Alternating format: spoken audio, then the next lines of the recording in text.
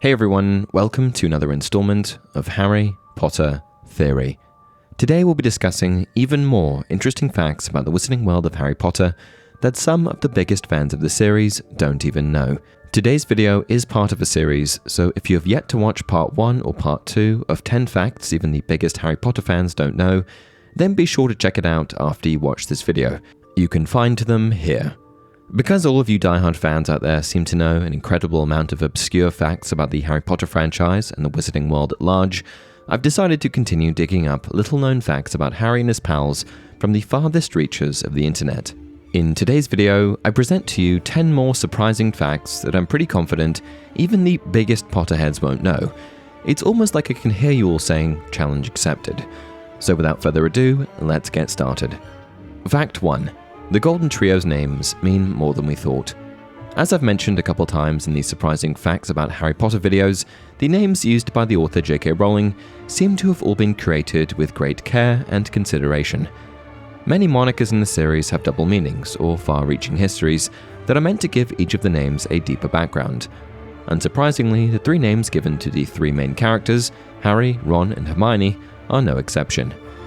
It's said that Harry, which is a form of the more traditional name Henry, was chosen due to its popularity among royalty. After all, in British history alone, there have been 8 King Henrys, and while nothing like, say, King Henry VIII, Harry seems to have received this moniker from Rowling in order to represent his role in the novels as a powerful leader of sorts. After all, it is Harry who eventually leads the Wizarding World to the defeat of Lord Voldemort and his Death Eaters. Ron's name, on the other hand, is rumoured to have come from the Old Norse term Ronvalder, which was the title for the official advisor of medieval Scandinavian rulers. This is supported by the fact that Ronald is the Scottish form of the Old Norse name Ronvalder. As Ron was steadfastly by Harry's side, with the exception of that one time where he ran off during the Deathly Hallows, this moniker makes complete sense. Ron was constantly giving Harry advice and guidance regarding the Wizarding World and the way things worked within magical society, since he had grown up in this world that was almost completely foreign to Harry. When it comes to Hermione's name, the meaning behind it is a little less obvious. With roots in both Greek mythology and Shakespearean literature, it would seem that perhaps Rowling chose her moniker to indicate that she was an important figure who would go on to be remembered throughout history. Specifically, in Greek mythology, King Menelaus of Sparta and Helen of Troy had a daughter named Hermione, and in Shakespeare's The Winter's Tale, Hermione was the Queen of Sicilia. Fact 2. Rowling and Harry Potter share a birthday. While the majority of you will know that the birthday of the boy who lived was July 31st, I'm willing to bet that a lot less of you know that none other than J.K. Rowling was also born on this day. Rowling, who was born on July 31st, 1965, made Harry Potter's birthday exactly 15 years later on July 31st, 1980. Fact 3. Professor McGonagall was a Hogwarts Quidditch star. Right from the Philosopher's Stone, we see Professor Minerva McGonagall, head of Gryffindor House, support Harry in his Quidditch career on the Gryffindor team. After catching him flying a broomstick without permission in his first year at school, she surprised most readers by eagerly encouraging him to become the team's next seeker. Instead of punishing him for his unauthorized flyabout, she even supplies him with his own broom. And while this didn't really fit with what we knew about the stern Professor McGonagall at the time, in retrospect, her reaction was very in line with her character, for, as it turns out, Minerva was actually a Quidditch star in her own right. When watching the Philosopher's Stone film, the audience can actually spot a plaque during one of the scenes indicating that Minerva won an award for playing the sport at Hogwarts when she was attending school in 1971. Fact 4. Ravenclaw actress made her own jewelry. A lot of the costumes in the Harry Potter films were pretty standardized, with a large majority of scenes being filmed at Hogwarts. This meant that the actors and actresses who played the professors and students were most often in their Hogwarts school robes. Of course, this made any sort of quirky accessory stand out even more, such as the unique jewelry worn by actress Evanna Lynch, who played the character of Luna Lovegood. One of the most notable examples of her curious adornments was her beaded earrings that were in the shape of radishes. Apparently, according to Janie Tamime, one of the costume designers who worked on the set of the Harry Potter films, Evanna Lynch made these earrings, and others, herself. Fact 5. Umbridge is the best villain since Hannibal, according to Stephen King.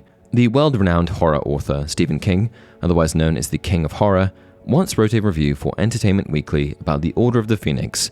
In the article, he referred to Professor Dolores Umbridge as the greatest make-believe villain to come along since Hannibal Lecter. Hannibal Lecter, of course, being the fictional serial killer who would eat his victims, created by novelist Thomas Harris. While not so overtly terrifying as Hannibal, Dolores Umbridge does have a reputation for being one of the creepiest characters in the Harry Potter series.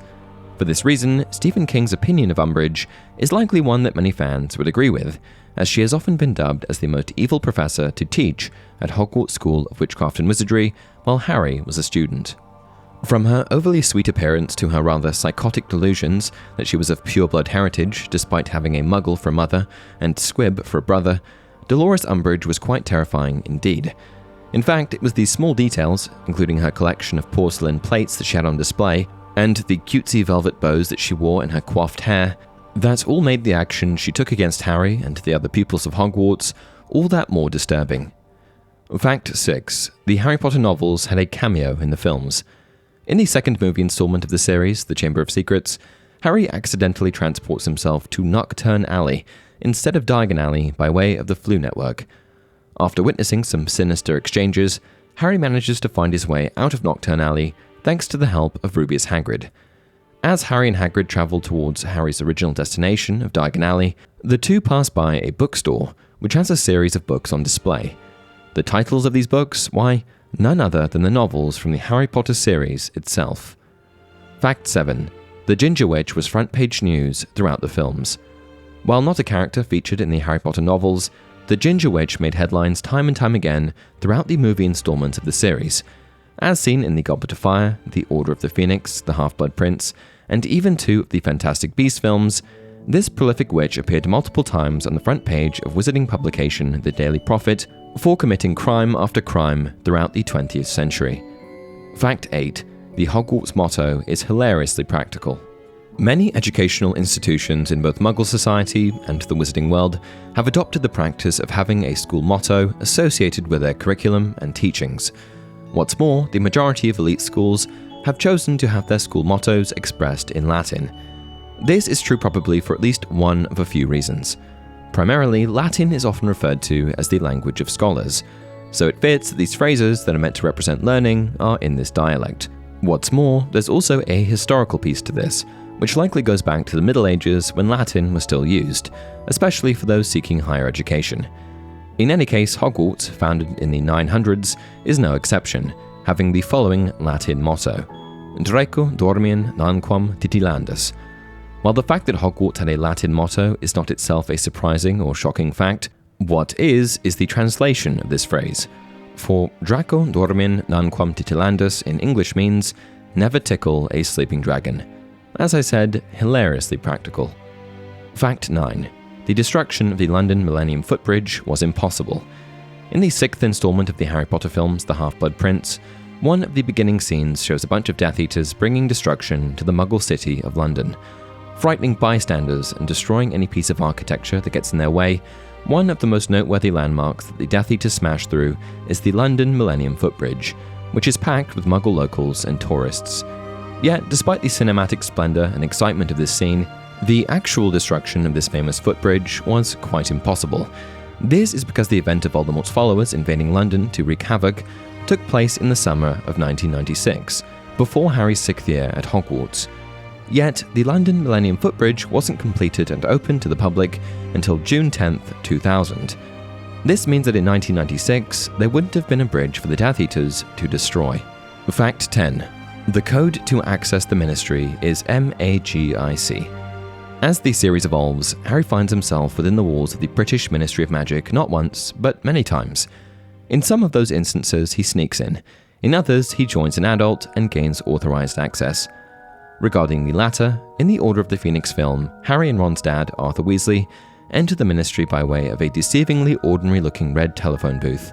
It's here that we witness one of the legal ways to enter this magical government building, and it's nothing short of magic, literally. For in order to get into the Ministry, Arthur punches in the number 62442 onto the dial pad. For anyone familiar with a telephone pad's associated letters, this spells out MAGIC.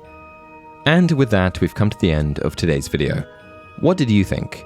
Please share your thoughts in the comments below. And as always, if you enjoyed this video, don't forget to like it and subscribe to the channel. Until next time, remember, it does not do to dwell on dreams and to forget to live